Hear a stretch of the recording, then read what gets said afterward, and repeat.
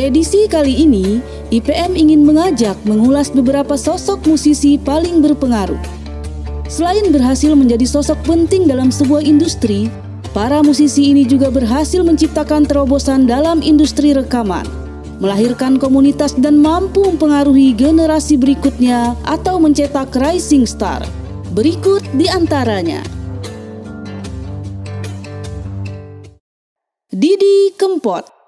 Didi Kempot adalah seorang penyanyi campur sari dari Jawa Tengah. Ia memiliki nama kecil Didik Prasetyo dan lahir di Surakarta 31 Desember 1966. Didi Kempot merupakan putra dari pelawak terkenal dari kota Solo, almarhum Ranto Edi Gudel yang lebih dikenal dengan nama Mbah Ranto. Dia bersaudara dengan Mamik Podang, pelawak senior Sri Mulat. Didi Kempot merupakan seniman kebanggaan kota Solo. Di samping gesang sang maestro keroncong, ia tercatat telah menulis lebih dari 700 lagu campur sari sedih dalam bahasa Jawa selama lebih dari 30 tahun karirnya. Didi Kempot merupakan musisi yang membuat musik campur sari semakin diterima dan disukai oleh masyarakat Indonesia. Selain itu, dia juga terkenal dan sering diundang untuk tampil di Suriname, Belanda. Di kalangan muda-mudi atau sad boys dan sad girls dalam komunitas Sobat Ambyar, ia dijuluki sebagai The Lord of Broken Heart atau Bapak Patah Hati. Harus diakui, tanpa Didi Kempot, tren pop Jawa tidak akan terjadi pada hari ini. Tak akan ada popularitas Ndarboy Gang, Denny Caknan, Kukuh dan lainnya tanpa upaya rintisan yang dilakukan oleh almarhum Didi Kempot.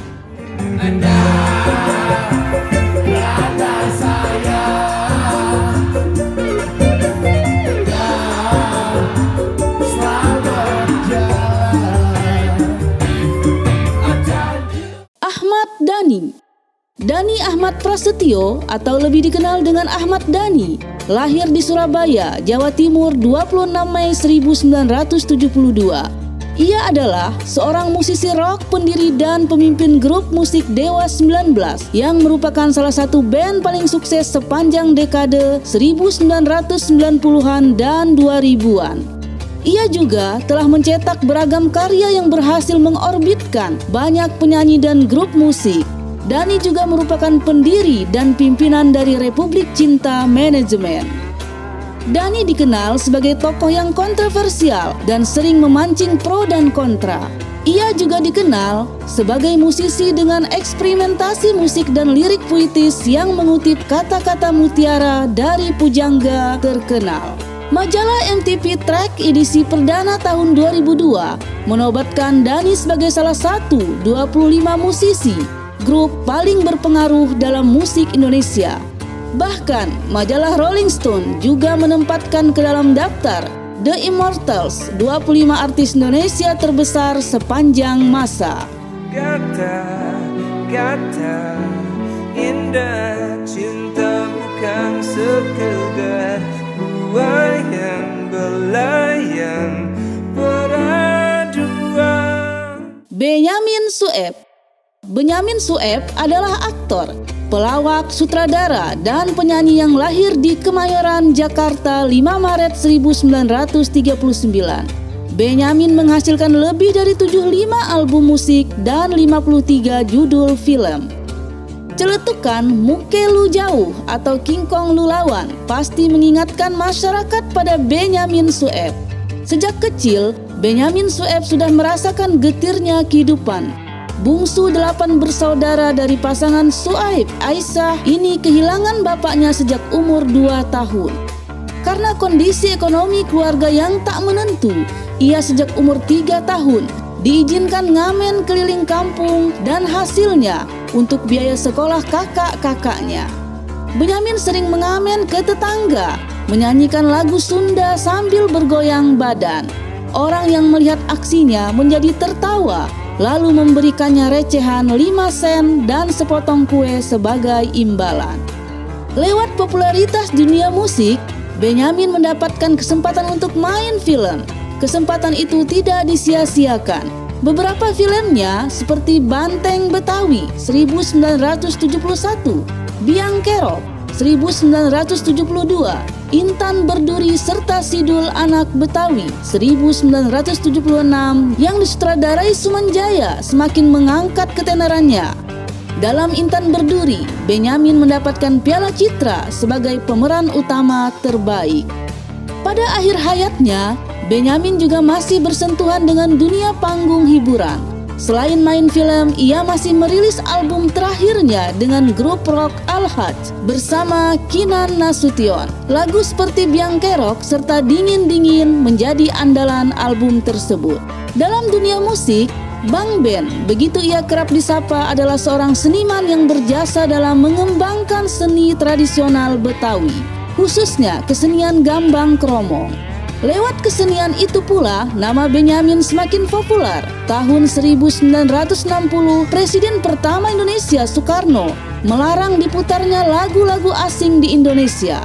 Pelarangan tersebut ternyata tidak menghambat karir musik Benyamin. Malahan kebalikannya, dengan kecerdikannya, Bang Ben menyuguhkan musik gambang kromong yang dipadu dengan unsur modern. Benyamin yang telah 14 kali menunaikan ibadah haji ini meninggal dunia setelah koma beberapa hari seusai main sepak bola pada tanggal 5 September 1995 akibat serangan jantung. Benyamin dimakamkan di TPU Karet, Jakarta.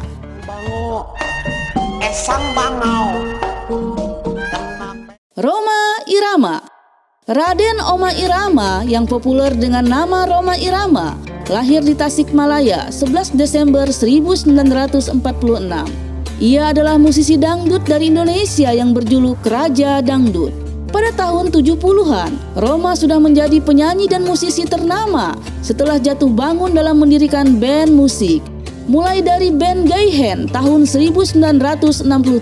Tak lama kemudian, ia pindah masuk Orkes Candraleka sampai akhirnya membentuk band sendiri bernama Soneta yang sejak 13 Oktober 1973. Bersama grup Soneta yang dipimpinnya, Rhoma tercatat pernah memperoleh 11 Golden Record dari kaset-kasetnya. Berdasarkan data penjualan kaset dan jumlah penonton film-film yang dibintanginya, penggemar Rhoma tidak kurang dari 15 juta atau 10% penduduk Indonesia. Ini catatan sampai pertengahan 1984. Majalah Tempo edisi 30 Juni 1984 menulis bahwa tak ada jenis kesenian mutakhir yang memiliki lingkup sedemikian luas. Rhoma juga sukses di dunia film, setidaknya secara komersial. Data PT Verfin menyebutkan, hampir semua film Rhoma selalu laku. Bahkan sebelum sebuah film selesai diproses, orang sudah membelinya. Satria Bergitar misalnya, film yang dibuat dengan biaya 750 juta rupiah ini ketika belum rampung sudah memperoleh pialang 400 juta rupiah.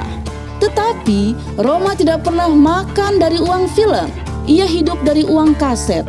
Begitulah pengakuan Benny Muharram, kakak Rhoma, yang jadi produser PT Rhoma Film. Hasil film tersebut antara lain disumbangkan untuk masjid, yatim piatu, kegiatan remaja, dan perbaikan kampung.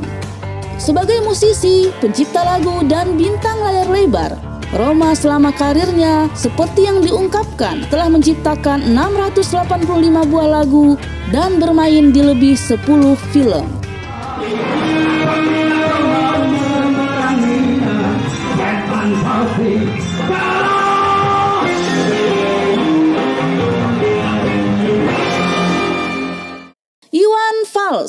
Iwan Fals yang bernama lengkap Pirgiawan Listanto lahir di Jakarta 3 September 1961. Ia adalah seorang penyanyi beraliran balada dan country yang menjadi salah satu legenda hidup di Indonesia. Lewat lagu-lagunya, ia memotret suasana sosial kehidupan Indonesia pada akhir tahun 70-an hingga sekarang. Kritik atas perilaku sekelompok orang seperti di lagu Wakil Rakyat dan Tante Lisa, empati bagi kelompok marginal misalnya di lagu Siang Seberang Istana dan Pramuriaku, atau bencana besar yang melanda Indonesia atau kadang-kadang di luar Indonesia seperti lagu Ethiopia mendominasi tema lagu-lagu yang dibawakannya. Namun demikian, Iwan Fals tidak hanya menyanyikan lagu ciptaannya sendiri, tetapi juga sejumlah pencipta lain. Iwan yang juga sempat aktif di kegiatan olahraga, pernah meraih gelar juara kedua karate tingkat nasional, masuk pelatnas dan melatih karate di kampusnya STP Sekolah Tinggi Publisistik.